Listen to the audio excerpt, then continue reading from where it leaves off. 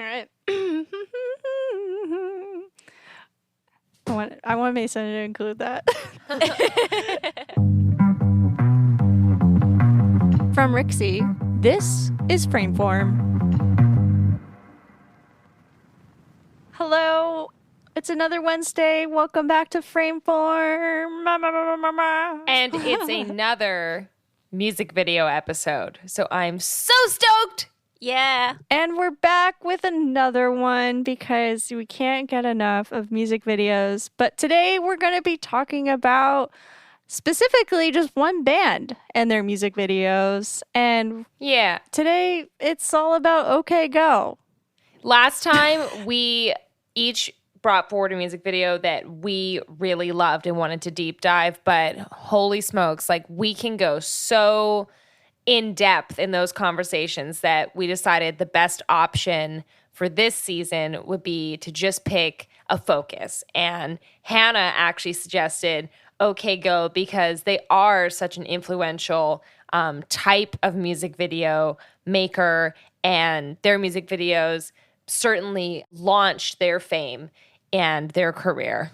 Yeah, and furthermore, I feel that their music video career really launched the internet age and sort of like really forded the river, so to say, of people and musicians particularly starting to create work tailored for online consumption and distribution. 100%. And furthermore, like part of the Web 2.0 internet age, beyond viewers just being consumers of media, it was part of that you uploading things to your page, YouTube generation, and a DIY aesthetic that I think is really inspiring for non-dancers to get involved in including movement in their visual language and making music also more accessible and visually represented. It actually kind of reminded me of your suggestion last year, Claire, the Daft Punk video Around the World. Right, yeah. Right? Because that's when you see choreography so clearly representing music in a visual way. And I find that OK Go's videos are kind of an extension of that. Before we go entirely deep into this project, as we are kind of like wetting our little tippy toes into it, I just want to know what you guys are watching recently these days. I know I've been watching some stuff, some weird stuff, but what about you two? I've been loving doing scenic drives to clear my head and take a break from just sitting at my computer and staring at a screen doing work. So I'm a big Audible fan, and perhaps we should get an Audible sponsorship because I feel like every podcast I listen to is sponsored by Audible. Anyways, one of the recent listens, and I listen to like a lot of nonfiction topics, various topics, but one I recently listened to was called Make Time, and it was a whole bunch of strategies to streamline your schedule and kind of, tweak all those sorts of things and your systems to hopefully, as the title hints, make time so that you can enjoy more of your time to yourself. Very important. Claire, what have you been watching? Well, I've been watching a lot of baseball and basketball lately. Bay Area teams are doing things, continuing to push forward out of, the doldrums of the 2020s or the start of the 2020s. And just watching a lot of things I've been editing too. It's hilarious just thinking like last year was so dry as far as video work goes. And then this year, everything's just been coming back full force. So everyone was in shock and now everyone's ready. Yeah. Yeah. Everyone's making dance films. That's basically the name of the game.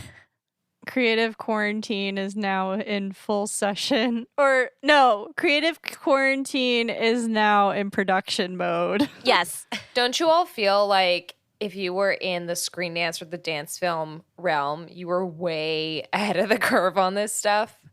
Oh, yeah. Like I'm finding everywhere I turn, people are coming around to it because all of a sudden there's this necessity for digital media. It's no longer this like elective choice, and more than before, I think that the pressure's on. It's not just to be your own media company in the social media sense. It's like creative media and high quality media. And it is really tough to stand out these days. So when you know and you can trust someone to build something new, that could be extremely valuable in today's market when everything is online. Oh, yeah. Talk about YouTube, starting your own YouTube channel there. Why don't we jump into a YouTube channel that has been around for a while, and that would be OK Go's channel. What is a while, Hannah? Like, when did YouTube officially start? End of the 90s? 2005. Is it really 2005? Yeah, I'm pretty sure it was 2005. Wow. Yeah, back in the day, just watching anything on that website, I think the first video I have ever watched was shoes. Oh my God, shoes. These shoes rule. These shoes suck. So I it's funny because as someone who is consuming YouTube on a regular nowadays, like I think half of any consumption that I am taking in on a daily, it's YouTube and then like every other, streaming service out there. But back then it's like you go on YouTube because of some weird viral sensation. A cat video. Like, that is where cat videos came from. Like, that was one of the original viral sensations, was cat videos on YouTube. Or even just how to do something. Mm-hmm. Bootleg shows of, performances that you couldn't travel to see. Totally. Claire, did you do that? Never. Well, and then the culture of, I'm not going to watch it live on cable. I'm going to watch the replay or the highlights on YouTube. It completely shifted so much about consumer culture. And also in the way that we participated. All of a sudden you had comments. Reaction videos. Yeah. So, I mean, this is what I really love about this show, and talking with the two of you about this, is that beyond looking at the videos themselves and like the aesthetics and the creative decisions and the behind the scenes trivia, I hope that today our conversation also talks about the cultural impact and the influence that it had, because these things don't exist in a vacuum. And especially once we get into the internet age, when people are so globally connected like never before, it's really important to address the importance that one silly treadmill video can have. Well, before the treadmill video, when we were planning for this episode, Claire brought up their first video that actually got pretty viral, A Million Ways. Claire, you said you saw it on like eBaum's World. Yeah, it was on eBaum's World, like next to like a whole bunch of like really cruddy Flash animation kind of things, like sock monkeys and just random like MS Paint animations and stuff like that. And there was this band, and it looked like it was, I mean, it kind of had the look of a snuff video, honestly, but it looked like it was just, shot on the fly in someone's backyard. But I also remember that, maybe a few months after the video had been circulating, like I saw OK Go actually performing the dance like on, I think I remember like on Mad TV or something like that, and like other video shows. But I mean, Mad TV was kind of like one of those, like, it was designed to be the West Coast SNL. And so like for a while it was a point of pride for that. But yeah, with A Million Ways and both Here It Goes Again. I mean, Million Ways didn't start on YouTube, but it was featured on actually a website that they created, which was called amillionways.com. And it was just like a place where people could like go there and like download it from the iTunes music store when everybody was doing that, as well as like exchanging it. And like by the next year, when Here It Goes Again was, planning its roots out, it already reached like 9 million views and downloads, which is crazy to think. So like that's kind of like the start of viral sensation. Apparently, like the video A Million Ways like wasn't supposed to be seen or like wasn't supposed to be released as an official video, but it was kind of released in an email chain among friends. But then those friends started sending it to other people, and then other people, and then other people, and it kind of snowballed. I think that's great. But when we look at like Here It Goes Again and how it like kind of dominates over here. I mean, it dominates over A Million Ways. This both, like Jen, you were saying, like the DIY aesthetic, which honestly was like pretty much the only aesthetic for the internet back in the day. And I think what works for these two specific videos, which are located in the show notes, everything we're talking about today is on the show notes. These two videos by Trish Sie, which is actually Damien, the lead singer of the band, his sister, who is actually a like championship ballroom dancer, and then all of a sudden she's like, you know, I guess finding the right people that will do dancing with her. And it's funny to say that because you're just like, a band doing dance, like you didn't really see that back in the day.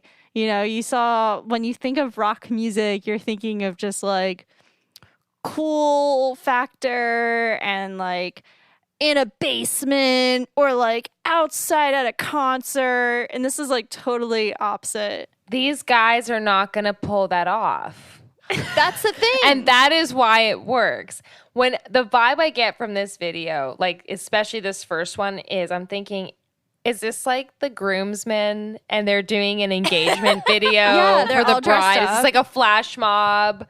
Yes. It has that sort of, I mean, especially with the 2021 lens, you don't look at this and say, those look like the everymen or the every people. But at the time, it probably had the feeling of like, oh, these are just average dudes doing this silly dance that doesn't require technique, or, you know, it's almost like if you calculate it and you just follow the steps logically, you can look like you can dance, and we can arrange this dance. And I think this video, part of what contributes to virality in general is when you have a high degree of novelty. And so you have like the novelty of these guys don't look like they would be able to dance. You have the novelty of this is a DIY thing. It's not some fancy production, even though you get some wow factor. And then you have like this comedy and this goofy factor that I think makes it more shareable. When I think about the kind of links I share with family and friends, usually it's because something's so funny that I want to share it. Yeah. Well, first of all, I think that both A Million Ways and Here It Goes Again are brilliantly choreographed because, again, and we discussed this last year, Trish knows who they're working with. Like, they really maximize the choreography so whoever's performing it can perform it well. And it is, again, like really taking notions of postmodern dance and like really, you know, emphasizing pedestrian movement and making that pedestrian movement intentional in a way that that really goes with, that makes it rhythmic and that makes it engaging. And yeah, it's hilarious that, and Jen, you're totally right as far as, you know, what if OK Go tried to go the other direction? Like, what if they decided to pull off like a mid-2000s kind of thing? And Hannah kindly shared two videos that show that they, like, I remember looking at those videos and thinking, like, this is just like, you know, low-rent Hoobastank imitators. Like, this, like, this is not where Shout out to Hoobastank. The reason is you. That's my garage band hit. I mean, that's the song that slaps when I get on the microphone for GarageBand, is The Reason. It's funny that they ended up changing that route because, yeah, like their first album, they went that MTV route. Whereas when, you know, it was like this whole change when they started this album with A Million Ways and Here It Goes Again. The one of the guitarists dropped out and they were like actually going in this route. We're like, we are finding a new guitarist, but like if you join us, you have to dance. Like that was like in the contract with it, which I find is hilarious that they decided to just like change their image to go viral. And that was when they just shifted and not do things on MTV like the traditional route was to do, and go into viral and then sticking with it. I mean, when you think of anything OK Go, you think treadmills, you think of experimental ways of moving, but also using the camera with it, which it works. And I mean, it definitely, as some articles say, how they revolutionized the music video. I think a key part of people liking and sharing and enjoying these videos and making them popular is the fact that you can watch it and be like, oh, I get it. Sometimes, especially dance, can be so abstract for people that they don't know what the story is. They're just looking at bodies or just looking at moves. And I have to wonder if, and maybe this is just my cynicism, sorry, but I have to wonder if there are any female or, mixed gender, gender non-binary, any other bands that like are using dance that aren't, I think especially if it was like a traditionally female group at the time, maybe they wouldn't have made the extra stretch to go, let's use our ideas and our creativity to show dance and music. So often we see dance being used for female pop stars to advance their popularity and their image, but it's very much about their image and their sexuality being sold. So here, what I really like is that you're seeing dance being used as a medium for ideas and for story, and not to just, exploit the physicality or the attractiveness of the performers.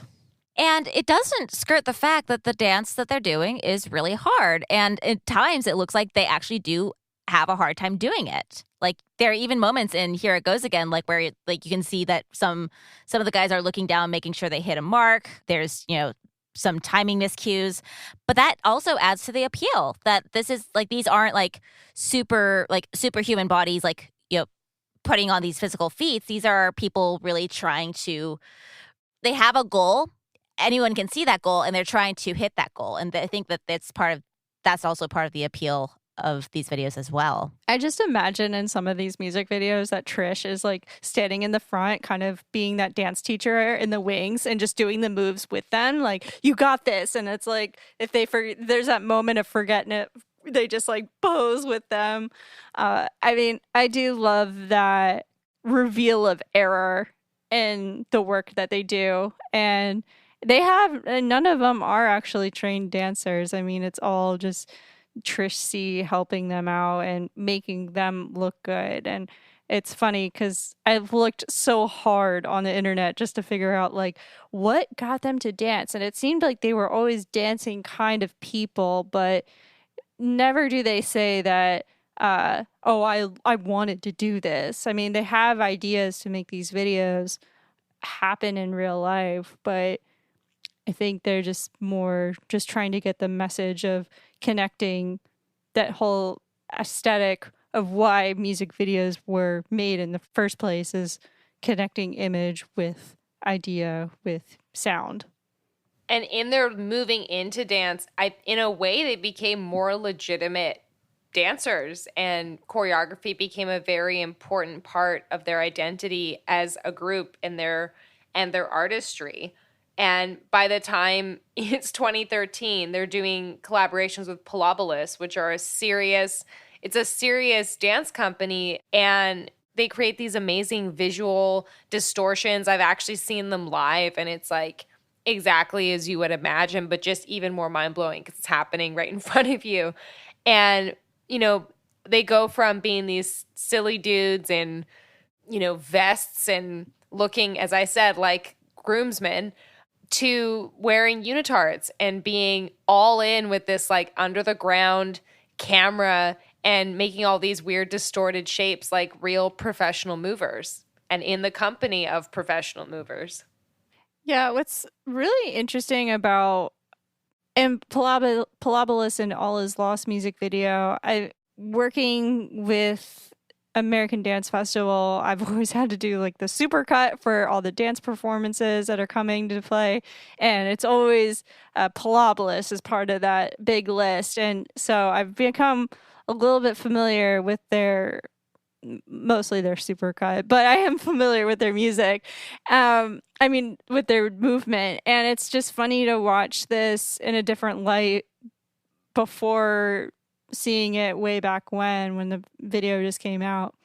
But it's cool to see the elements of their movements like in Shadowland in particular comes into play with this music video because of all the shapes that they do, and like because of the perspective. It's like, oh, like we've done something like this when we, put our bodies in this kind of way. Like you can see like the caterpillar, and then playing around with like just all the words on screen there, but then taking it to that extra level of like the kaleidoscope idea, which I think is a great merriment between OK Go and Pilobolus in their like thought processes of making art in general. It's just a great collision of like, how do we take one group that is really good at something and then the other group that's like, popular versus, I mean, Pilobolus is popular, but I would say like in the dance sphere, Pilobolus is popular. So it's how do we collide the two to get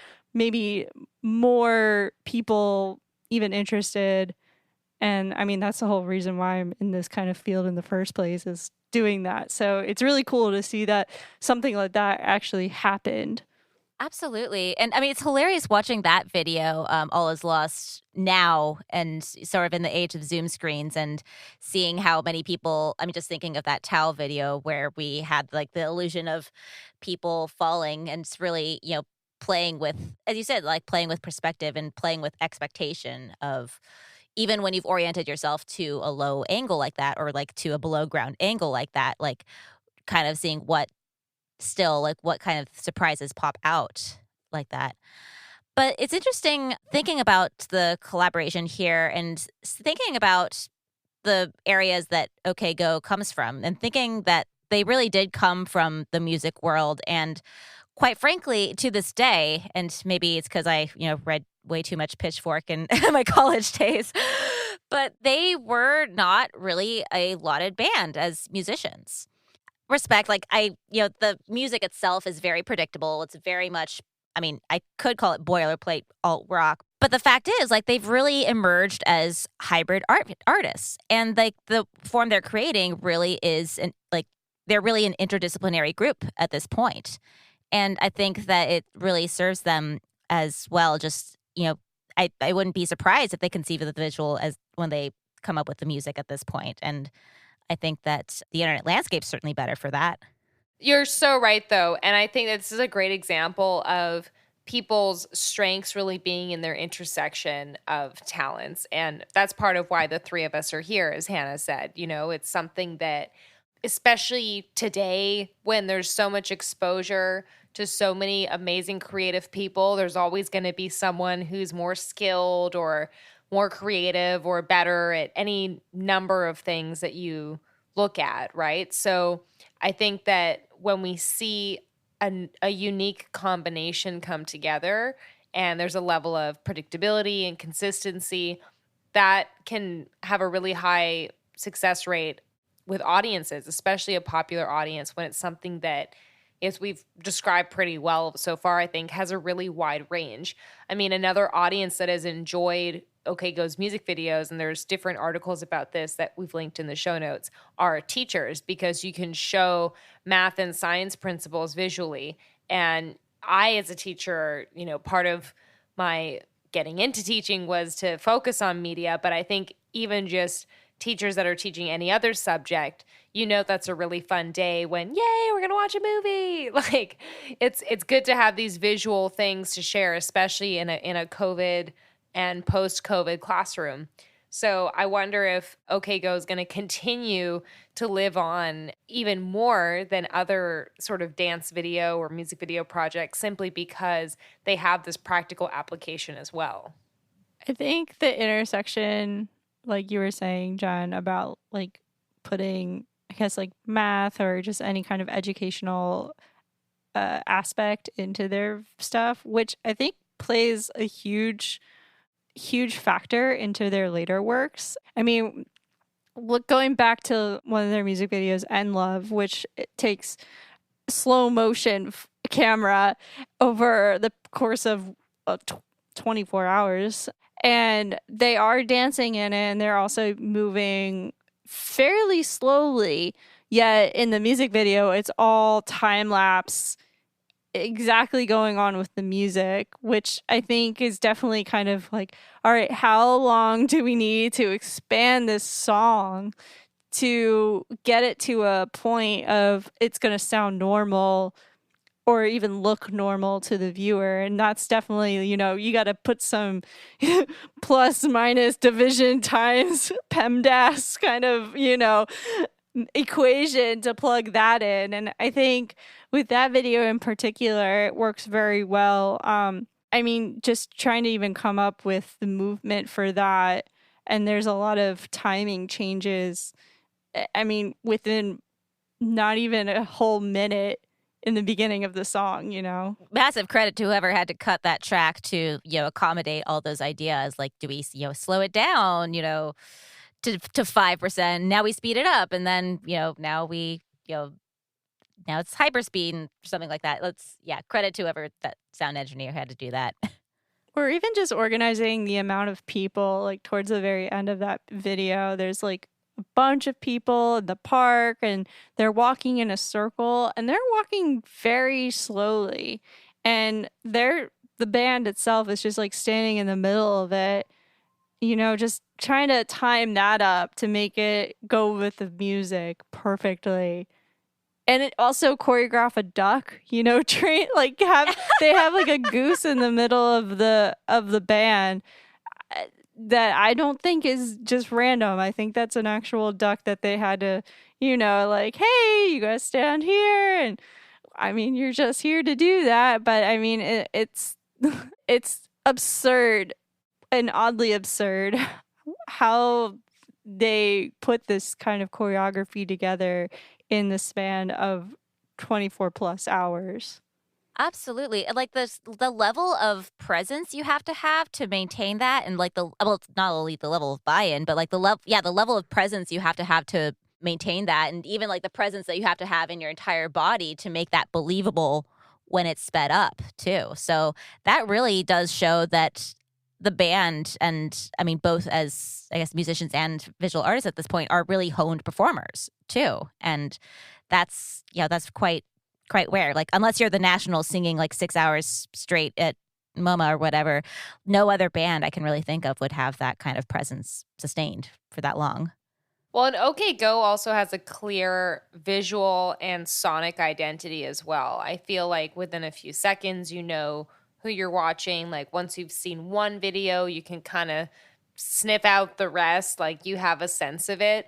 And I think that the fact that there is such an elevated level of commitment, of calculation, of choreography, of planning, we actually don't see as many impersonators. We don't see as many copycats because it's actually really hard to do.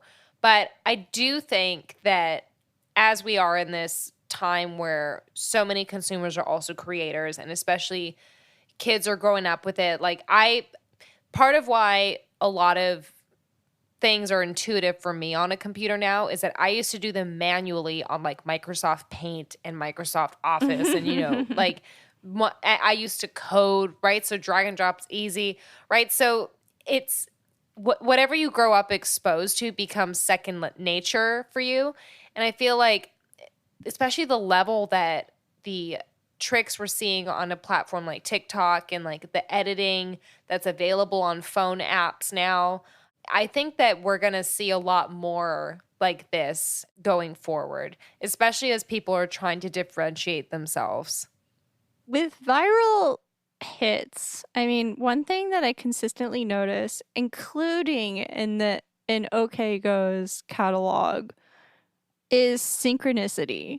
There's a lot of symmetrical matching, people doing the same thing, or, there's one group doing one thing and the other group doing the other. Why do you think that makes something that's viral in particular a success?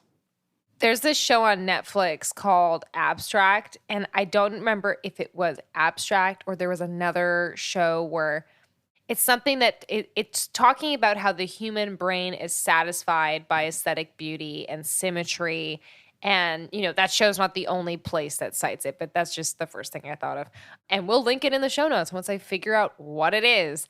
But I think that it's just part of the way we're wired as humans to watch something that has symmetry, that makes logical sense, even if we don't fully understand it, or that has some predictability or just some cohesion, that just puts us at ease and has, it's satisfying. And then it's almost like we did work, but you didn't really have to do the labor of it. And I think that where the video lives also has a big part to do with that, because with online videos, you can play them without sound, and with OK Go's videos, you can play them without sound and still get still get a lot out of the video.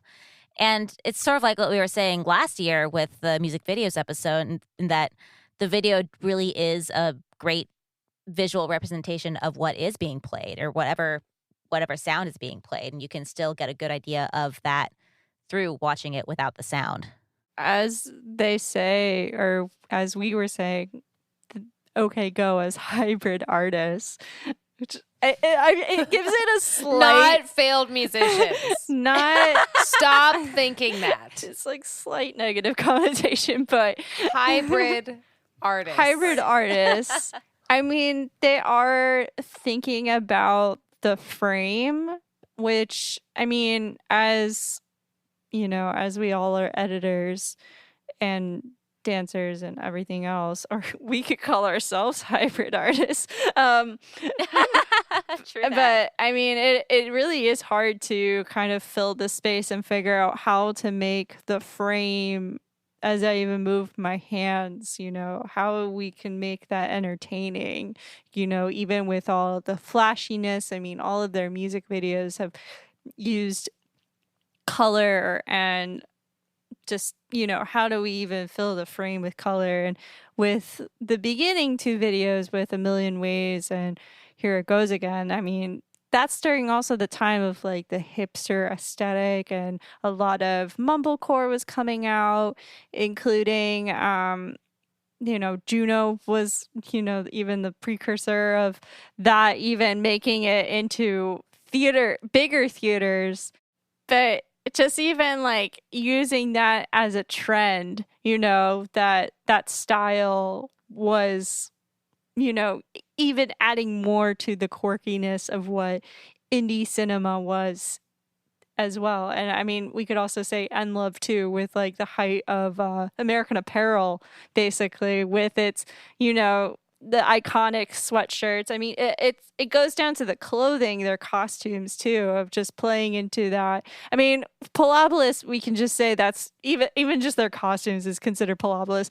Their costumes look like they're from the 60s, from like a Merce Cunningham piece. If you watch the behind the scenes work where they're like kind of experimenting, like the first video is actually like the Pilobolus dancers wearing like their normal like spandex, barely nothing attire. So like, I mean, we couldn't do that for an OK Go music video, because usually Pilobolus is just like butt naked, which, that wouldn't work very well though. Just basically, playing around with like the merriment of two groups trying to figure out how do we make something, let's say making Pilobolus more friendly to audiences outside of, high art dance, we could say.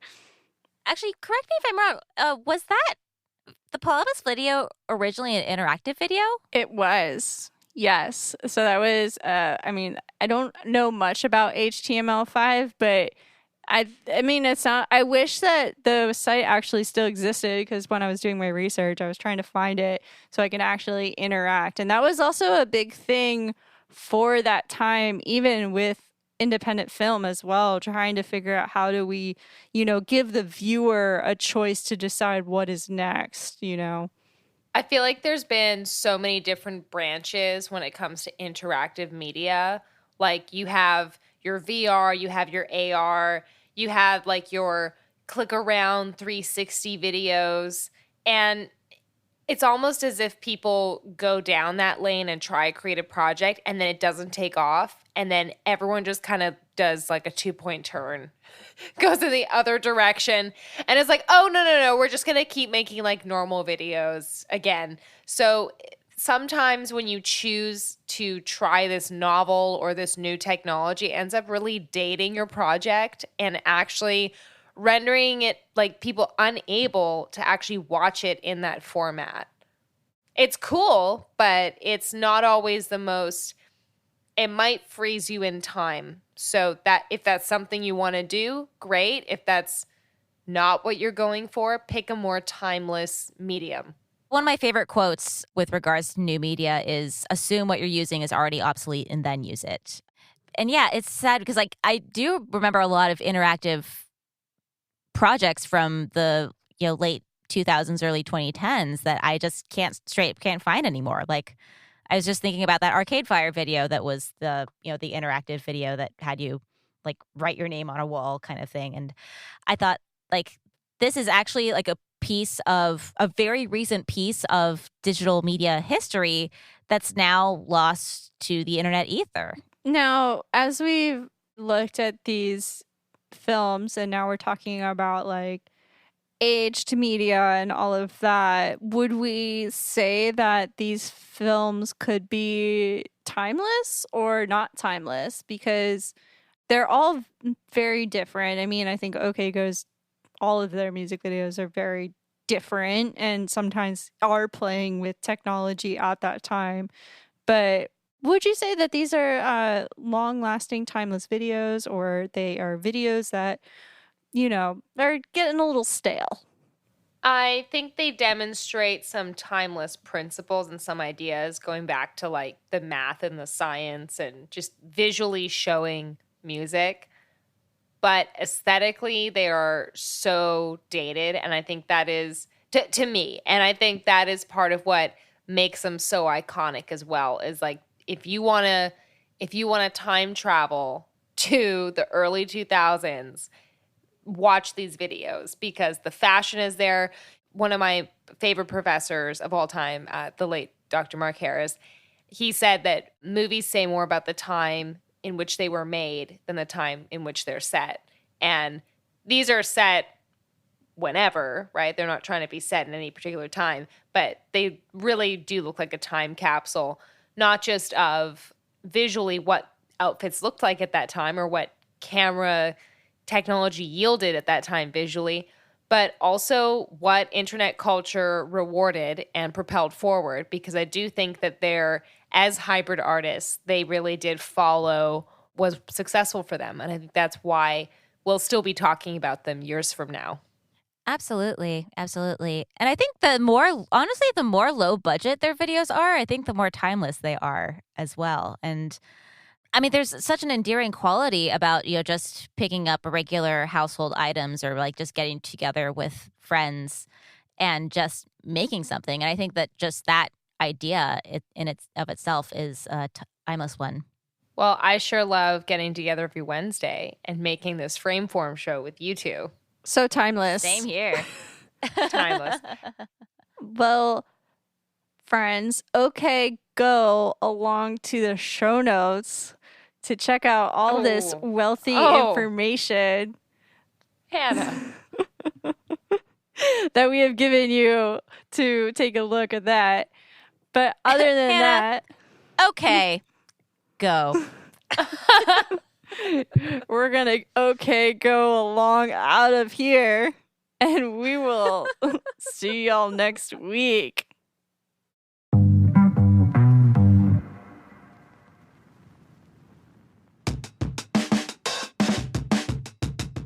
Here are a few announcements this week. The Movie Tanz Film Festival, that normally takes place in Cologne, Germany, will take place online this year between Friday, July 23rd through the 25th. We also have a deadline for the Leeds International Film Festival. The Academy Award qualifying event hosts the Leeds Screen Dance competition. The regular deadline for this is Saturday, July 31st. Details for all events are linked in the show notes.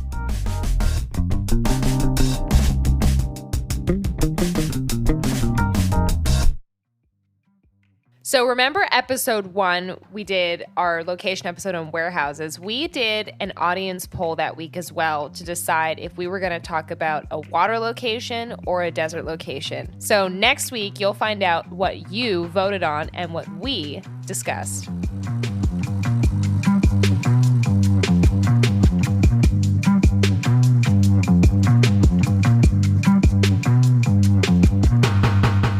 Frameform is a production of Rixie, hosted by Hannah Weber, Jen Ray, and Claire Schweitzer. Edited by the Frameform team. Mix and theme song by myself, Mason Carlton. Thanks for listening. We'll see you next week.